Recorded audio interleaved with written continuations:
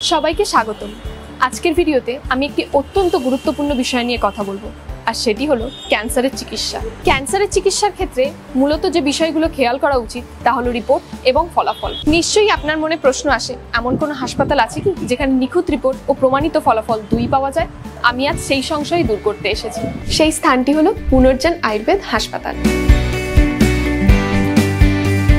নমস্কার, আপনাদের এখানে ট্রিটমেন্টের প্রসিজিওর কি আছে? আমাদের এখানে জেনারেলি পেশেন্টরা বাই অ্যাপয়েন্টমেন্ট আসেন, আর টেস্টের আমাদের রিকোয়ারমেন্ট থাকে, যেরকম পেট সিটি, বায়োপসি বা ক্যান্সার মার্কার যেগুলো থাকে, সেখানে যদি ক্যান্সারের পজিটিভ পাওয়া যায় সেক্ষেত্রে আমরা পেশেন্টের চিকিৎসা করতে পারি। ক্যান্সার রোগীদের নতুন জীবন বা এক প্রকার পুনর্জন্ম দিচ্ছে এই হাসপাতাল, আর তারই সঙ্গে অর্জন করছে অসাধারণ সাফল্য। আরো ভালোভাবে বোঝার জন্য ভিজিট করুন পুনর্জন আয়ুর্বেদ ইউটিউব চ্যানেল, যেখানে নিজস্ব রিপোর্ট সহ রোগীরাই তাদের অভিজ্ঞতা বর্ণনা করেছেন, যা আপনাদের আরো পরিষ্কার ধারণা দেবে। সবচেয়ে বড় কথা, অন্য কোনো হাসপাতালে যে বিষয়টি সচরাচর দেখা যায় না তা হলো রোগীর নিয়মিত ফলো আপ। পুনর্জন আয়ুর্বেদ হাসপাতালের টিম অসাধারণ ফলো আপ পরিষেবা দিয়ে থাকেন। আপনারা হয়তো আয়ুর্বেদের সমন্বিত চিকিৎসা সম্পর্কে শুনেছেন। পুনর্জন আয়ুর্বেদা ক্যান্সার ট্রিটমেন্টের তো খুবই সুনাম।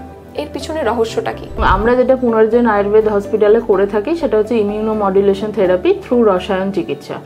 রসায়ন মেডিসিন প্রথমেই আমাদের শরীরে গিয়ে যেটা করে, আমাদের অগ্নিটাকে একটা ভারসাম্য অবস্থায় আনে, এবং সেখান থেকে আমাদের যে সপ্ত ধাতু সেটা পোষণ হয়, ধাতু নারিশ হয়, এবং সেখান থেকে আমাদের ত্রিদোষ যেটি আসে সেটি একটি ব্যালেন্স অবস্থায় আসে, এবং আস্তে আস্তে আমাদের যে ইমিউনিটি সেটা বাড়ে, এবং তার থেকে আমাদের যে ভাইটাল এনার্জি বা ওজো সেটা বৃদ্ধি পায়। তো এইভাবেই আমাদের আজকে সাকসেস রেটটা সম্ভব হয়েছে। ডক্টর, লাস্ট স্টেজেও রোগী সুস্থ হয়েছেন, এরকম একটা উদাহরণ যদি আপনি দেন। 2020 সালে বুধসাইয়ে আমি একজন রোগী পুনর্জন হাসপাতালে আসে, যিনি প্যানক্রিয়াসের ক্যান্সার আক্রান্ত হয়েছিল এবং তার জীবনকাল আর মাত্র 1 সপ্তাহ আছে, এটাই চিকিৎসকরা বলেছিলেন।